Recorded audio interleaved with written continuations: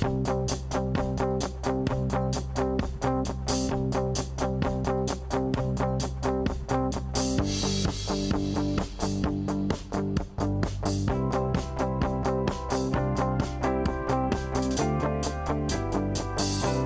is a really good question because it applies on so many levels.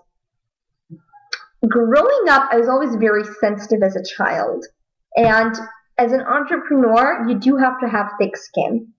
It is something that I consistently work on every day. I am still, I think in many ways, I am still very sensitive and don't have that thicker skin. And you try to grow as a person. And I think entrepreneurship does a great job of that in teaching you how to grow as a person. So personally, I've always, if someone says they didn't absolutely love the book, I'm like, oh, what could we have done better? How could I have written it better? So in some ways, if you're asking from a personal perspective, then I do think you have to know how to differentiate between really good, real true criticism, like someone here mentioned, hey, great info, but the acoustics aren't great. That's a really good critique. That's useful. That's something you can work with. And then if you see something that says, no one deserves so much success at a young age, and you do. I mean, that is one of the downsides of being public and being a public figure. I have a lot of people who tell me, just outrageous things. So you have to look at that and say, what's true? What's a true critique? What can I use to make myself better, to serve more, to just do better in life? And then what is it that's trolling, right? That that it's not about you, that there's really something else that someone needs to figure out. Now, from a public company perspective, or any company that interacts with the public on the web, I always recommend that you have a privacy policy and a social media policy. Now, when I say social media policy, I do not mean a legal social media policy, although you can work that out with your legal department. I'm talking about a very specific, easy to understand what it is that you want to do on the web.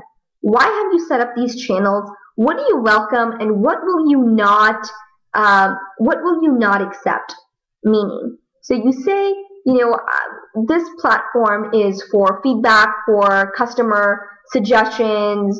We want to help you. We're here to serve you, but we won't accept just anything that's racist or violent or hurtful to another. And so the beauty of a lot of this is that when you do these things, you can really set up your rules. And then the important thing is to use that. So if you said, hey, we're going to accept customer criticism, then you need to be able to do that and respond to it publicly. I think the area where it becomes an issue is when people don't think about this until something bad is said. And then you have one review, but it's a negative review. And that really weighs on you. But if you have 100 reviews and one is negative, then not so much. So I think a lot of it is balance.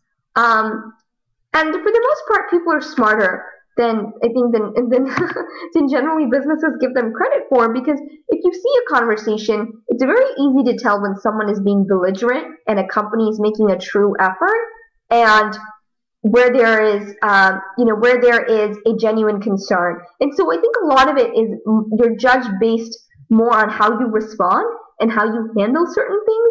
And I don't think there is that expectation of nothing will ever go wrong, because people realize that, everyone makes mistakes, companies, human beings, everyone makes mistakes. It's so much more about how you respond and then working proactively to keep a positive reputation.